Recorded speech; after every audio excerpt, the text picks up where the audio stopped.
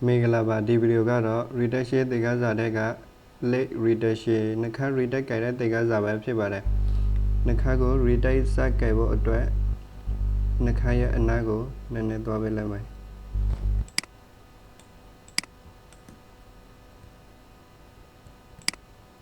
ဆိုတော့နှခါရဲ့ကွဲကြောတွေကိုစဖြတ်ပေးပါမယ်နှခါကွဲကြောကိုမဖြတ်ခင်နှခါကွဲကြောတွေကိုမဖြတ်ခင်ပထမဦးဆုံးCtrl J နဲ့ copy ပွားပေးလိုက်မယ်ပြီးလို့ရှိရင်တော့နှခါရဲ့ကွဲကြောတွေကိုဖြတ်ဖို့အတွက်2 တဲ့က part 2ကိုအသုံးပြုလို့ရတယ်လို့ support helibrad 2ကိုလည်းအသုံးပြုပေးလို့ရမှာပဲဖြစ်ပါတယ်ကျွန်တော်ကတော့ support helibrad 2ကိုတစ်ချက်ခေါ်ပေးလိုက်မယ်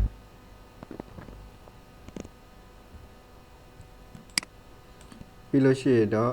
နှခါရဲ့ကွဲကြောကိုဖိပြီးတော့ drop ဆွဲပေးလိုက်မယ်ဒီနည်းအတိုင်းနှခါကွဲကြောတွေကိုအကုန်လုံးလက်ပြီးဖြတ်ပေးပါမယ်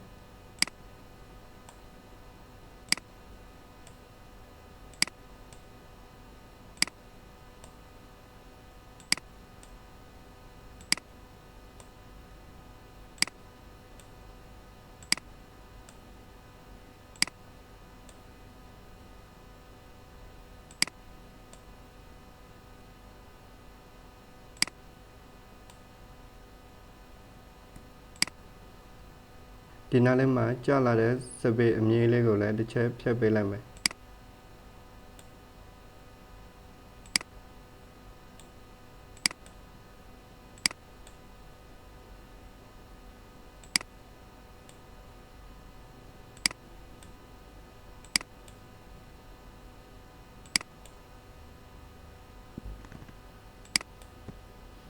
ဒီနားလေးမှာ texture နည်းနည်းပါးထားပေးလိုက်မယ်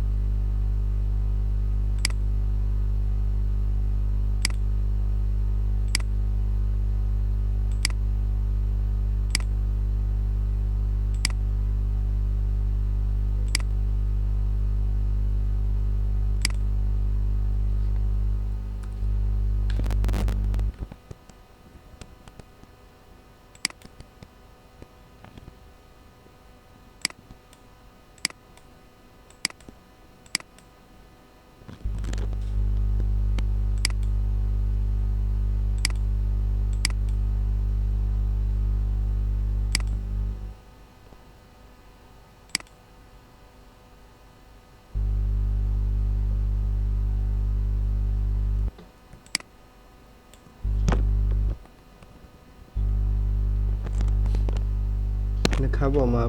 ပေနေတဲ့ဟာလေးကိုလည်းတစ်ချက်ဖြတ်ပေးလိုက်မယ်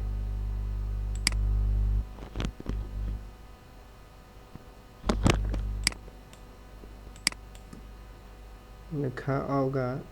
ဟာလေးကိုလည်းတစ်ချက်ဖြတ်ပေးလိုက်မယ်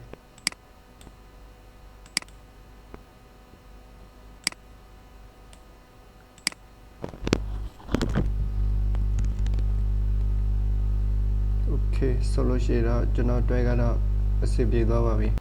zoom out နည်းနည်းပြန်ထွက်ပေးလိုက်မယ်လို့ရှိရင်တော့ move to ကိုတစ်ချက်ခေါ်ပေးလိုက်မယ် layer အသစ်တစ်ခုခေါ်ပေးလိုက်မယ် create new layer အသစ်တစ်ချက်ခေါ်ပေးလိုက်မယ်ဒီတစ်ခါကျတော့နှခါကို shape ဖော်ဖို့အတွက် P နဲ့ part 2တစ်ချက်ခေါ်ပေးလိုက်မယ်ဆိုရင်နည်းနည်းဝေးမယ်ဒီနေရာမှာသတိထားရမှာက part 2နဲ့ဆွဲတဲ့အခါ တည်တည်ကြကြလေးဆွဲပေးရမှာပဲဖြစ်ပါတယ်။ဘာကြောင့်လဲဆိုတော့ကိုယ်ဆက်တဲ့အတဲ့ပုံကထွက်လာမှာမလို့ပဲဖြစ်ပါတယ်။ဆိုတော့ပတ်တူနဲ့ဆက်ဆွဲလိုက်ပါမယ်။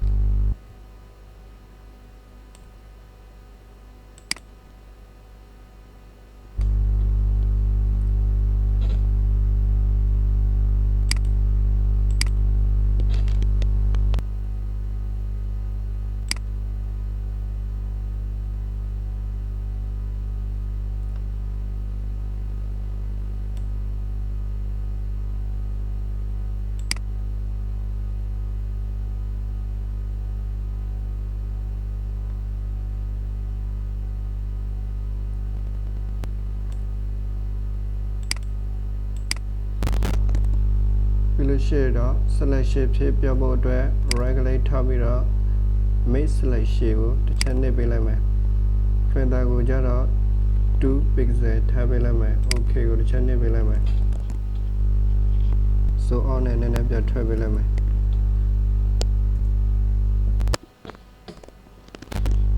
ဒီခါကျတော့ကျွန်တော်တို့အပြေကအသားတွေကိုဖြည့်ပေးဖို့အတွက် selection ထဲက a bright ကိုတစ်ချက်နှိပ်ပေးလိုက်မယ်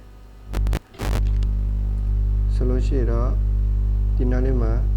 dot မှာလည်း selection တစ်ခုနှစ်ခါမှာလည်း selection တစ်ခုဝင်နေတာကိုတွေ့ရမှာပဲဖြစ်ပါတယ်ဒီလိုမျိုးအခြေအနေမှာဆိုလို့ရှိတော့ဒီပိုရဲ့အလယ်ကဟာတွေကိုဘယ်လိုပဲပို့တာပြောဒီနှစ်ခါကိုထိမှာမဟုတ်ပါဘူးဆိုတော့နှစ်ခါရဲ့အပြည့်ကိုညှိပေးဖို့အတွက်2ဘာတဲ့က close start 2ကိုတစ်ချက်ခေါ်ပေးလိုက်မယ်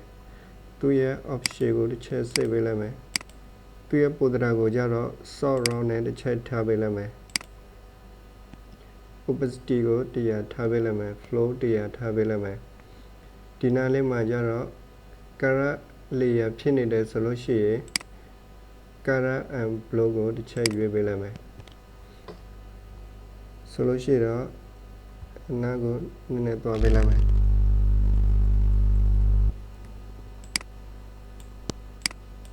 close start 2ရဲ့ site ကိုအချုပ်အချက်လုပ်မယ်ဆိုလို့ရှိတော့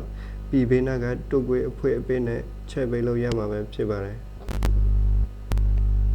ကျွန်တော်ကတော့ဒီလောက်ထားပေးလိုက်မယ်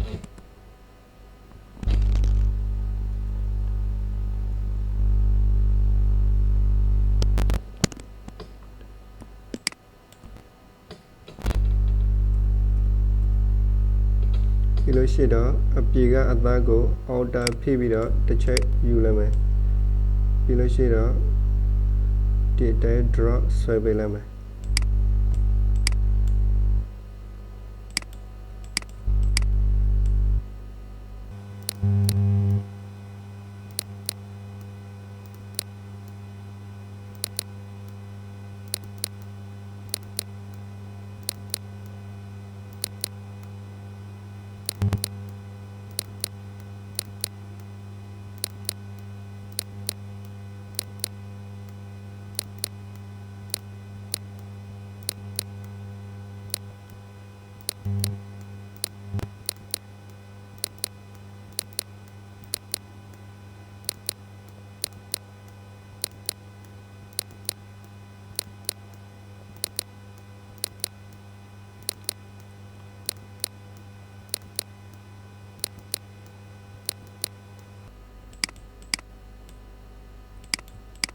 နှခါရဲ့ပတ်လိုက်ကိုလုပ်ပေးပြီးဆိုလို့ရှိရင်တော့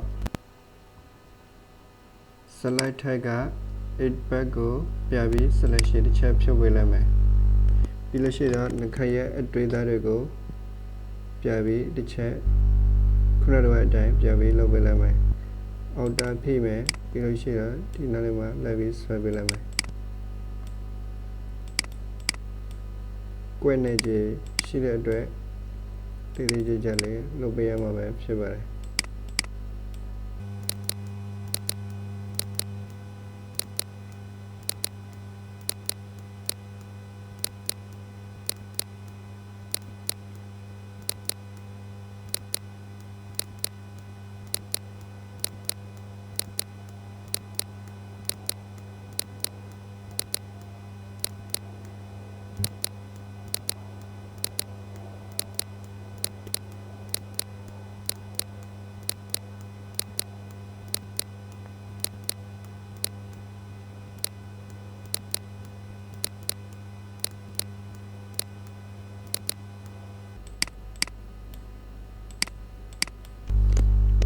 ရပြီဆိုလို့ရှိရင် Ctrl D နဲ့ selection ဖြုတ်ပေးလိုက်မယ်သူ့ကိုဒီတိုင်းထားမှဆိုလို့ရှိရင်ပြည့်ထားတာတိတမှာဖြစ်တဲ့အတွက် opacity ကိုနည်းနည်းလျှော့ပေးလိုက်မယ်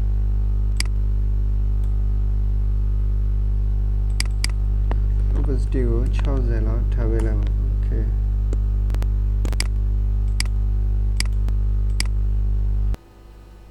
ပြီးလို့ရှိတော့မူတူပြယူမယ်ဒီခါကျတော့ highlight ထပ်ဖောက်ပေးလိုက်မယ် highlight ဖောက်မယ်ဆိုလို့ရှိတော့ကိုဖောက်ချင်တယ်လို့ဖောက်လို့မရပါဘူးသူ့ရဲ့ align direction ကိုကြည့်ပြီးတော့ highlight ဖောက်ပေးရမှာပဲဖြစ်ပါတယ်သူ့ရဲ့ highlight ကျတော့ဒီနာတစ်ဝက်မှာ highlight ရှိတယ်ဒီနာလေးမှာ highlight ရှိတယ်ပြီးတော့ဒီနာလေးမှာ highlight ရှိတယ်သူ့ရဲ့ shadow ကျတော့ဒီနာတစ်ဝက်မှာ shadow ရှိတယ်ပြီးလို့ရှိတော့ဒီနာတစ်ဝက်မှာ shadow ရှိတယ်ဒီနာလေးမှာလည်း shadow ရှိတယ် okay စပြီးတော့ highlight ဖော်ဖို့အတွက် adjustment tab က cut ချက်ခေါ်ပေးလိုက်မယ် align တဲ့ကို point ချက်ထောက်ပြီးတော့အပေါ်ကိုတိုးတည်ပေးလိုက်မယ်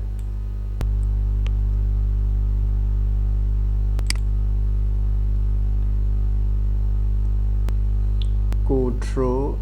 R နဲ့ it ပဲလုပ်မယ် B နဲ့ breadth 2တစ်ချက်ခေါ်ပေးလိုက်မယ် breadth ရဲ့ပုံသဏ္ဍာန်ကိုကြတော့ soft round ထားပေးလိုက်မယ် opacity ကိုကြတော့100ထားပေးလိုက်မယ်သူ့ရဲ့ flow ကိုကြတော့3ထားပေးလိုက်မယ် smoothing ကိုကြတော့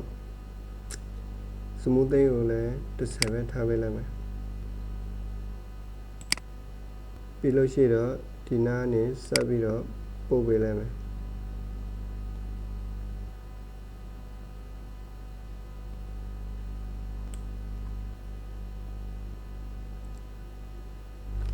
V နဲ့မူတူပြခေါ်မယ်ဒီကရဲ့အတိုးရှော့ကိုတစ်ချက်လုပ်ကြည့်လိုက်မယ်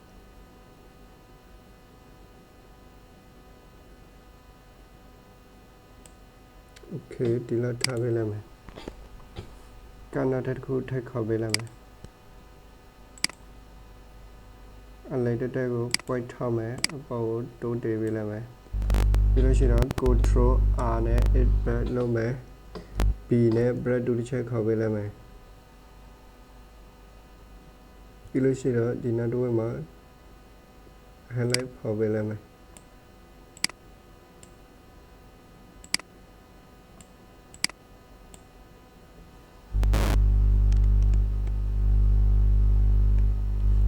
V နဲ့မူတူပြယူမယ်အတိုးရှော့နည်းနည်းတိတ်ကြည့်လိုက်မယ်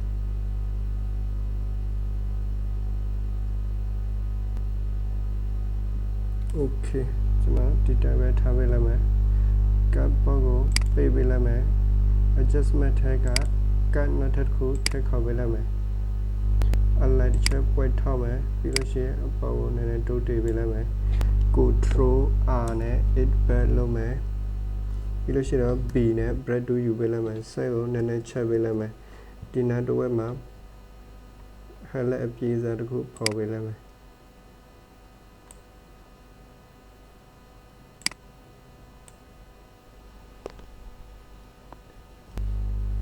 okay ပြီးလို့ရှိတော့ v နဲ့ move to ပြန်ယူပေးလိုက်မယ်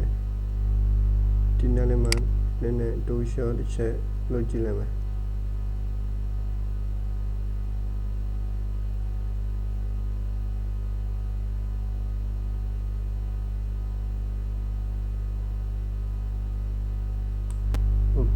ဒီလောက်ပဲထားပေးလိုက်မယ်ပြီးလို့ရှိတော့ဒါကအလေးကိုစားပြုဖြစ်တဲ့အတွက် group ဖွဲ့ပေးမယ် group ဖွဲ့မယ်ဆိုလို့ရှိရင် shift ဖိပြီးတော့ကတ်1နဲ့ကတ်3ထိ selection ပေးလိုက်မယ်ပြီးလို့ရှိတော့ control G နဲ့ group ဖွဲ့ပေးလိုက်မယ် group 1ကိုကလစ်တစ်ချက်ထောက်မယ်သူရဲ့ rename ကိုကြတော့ DODGE တောက်ကြလုံးနာမည်ပေးလိုက်မယ်သူကအလေးကိုစားပြုဖြစ်တဲ့အတွက် draw ကြလုံးနာမည်ပေးလိုက်မယ်ဒီခါကျတော့ shadow ထပ်ဖောက်ပေးမယ် shadow ဖောက်ဖို့အတွက် adjustment ထက်ကကတ်ကိုတစ်ချက်ခေါ်ပေးလိုက်မယ်ပြီးလို့ရှိတော့ align တက်မှာပွဲတစ်ခုထောက်မယ်အောက်ကိုရှော့ချပေးလိုက်မယ်ရတော့ပြီဆိုလို့ရှိတော့ control R နဲ့ advance လုပ်မယ် B နဲ့ bread 2ယူမယ် side ကိုနည်းနည်းချုပ်ပေးလိုက်မယ်ပြီးလို့ရှိတော့ဒီနာတော့လိုက်ပြီးဖော်ပေးလိုက်မယ်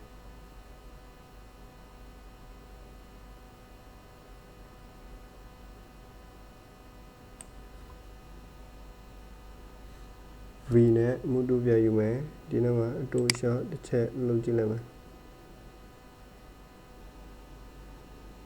okay ကျွန်တော်ဒီတိုင်းပဲထားပေးလိုက်မယ်ဘောက်ကိုတစ်ချက်ပိတ်ပေးလိုက်မယ်နောက်ထပ်နောက်ထပ်တစ်ခုထပ်ခေါက်ပေးလိုက်မယ်အလိုက်တက်ကို point ထောက်မယ်အောက်ကိုရှော့ချပေးလိုက်မယ် control R နဲ့ advance လုပ်မယ် B နဲ့ bread 2ခေါ်မယ်ပြီးလို့ရှိတော့ဒီနာတွဲကိုလိုက်ပြီးပို့ပေးလိုက်မယ်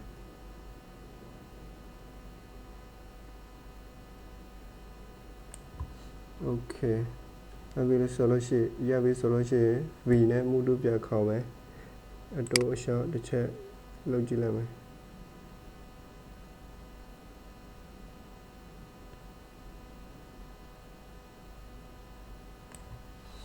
โอเคကတ်ကိုပြန်ပိတ်မယ်ကတ်နောက်တစ်ခုထပ်ခေါ်လိုက်မယ်အလိုက်တက်ကို point ထောက်မယ်အောက်ကိုရှော့ချပေးလိုက်မယ်ဒီလိုရှိတော့ control R နဲ့ advance လုပ်မယ် B နဲ့ bread 2ခေါ်မယ်ဆက်ကိုနည်းနည်းချိန်ပေးလိုက်မယ်ဒီလိုရှိတော့ဒီနောက်တစ်ဝက်ကိုဒီနောက်တစ်ဝက်မှာလိုက်ပြီးပို့ပေးလိုက်မယ်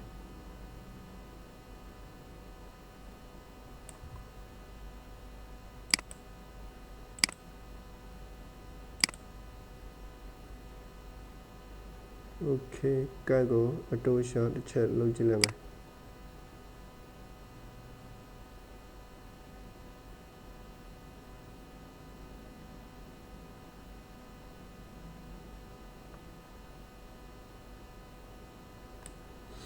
โอเคပြီးလို့ရှိရင်ပိတ်ပေးလိုက်မယ်ကတ်4နဲ့ကတ်6ထိ selection ပေးလိုက်မယ် control G နဲ့ group ဖွဲ့မယ်တပက်ကလေးတစ်ချက်ထောက်မယ်ပြီးလို့ရှိရင်တော့ rename ကိုကြတော့ BURN ဘာအမကိုစားပြုဖြစ်တဲ့အတွက် ban လို့နာမည်ပေးလိုက်မယ်ကျွန်တော်ပြီးလို့ရှိရင်တော့ script fade လုပ်ဖို့အတွက် control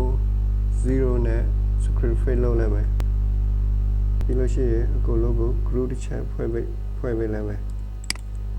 control G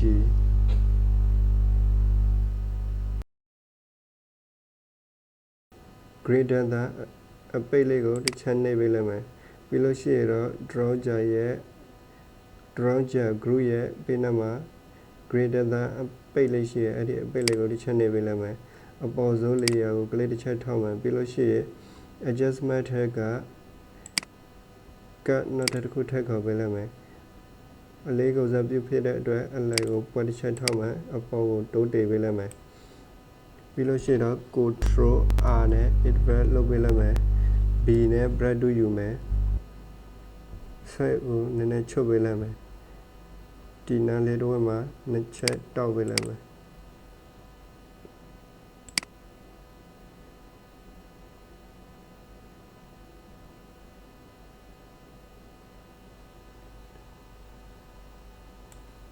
okay ပြီးလို့ရှိတော့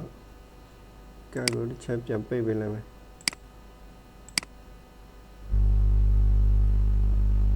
script fail လို့ဖို့အတွက် control 0နဲ့ပြန်ပိတ်လိုက်မယ်ဒါဆိုတော့ before after before after okay ဒီ late redaction နှခမ်း redaction ကဲတဲ့တေကစားကိုလည်းအလုံးစစ်ပြမယ်လို့ကျွန်တော်ထည့်ပါတယ်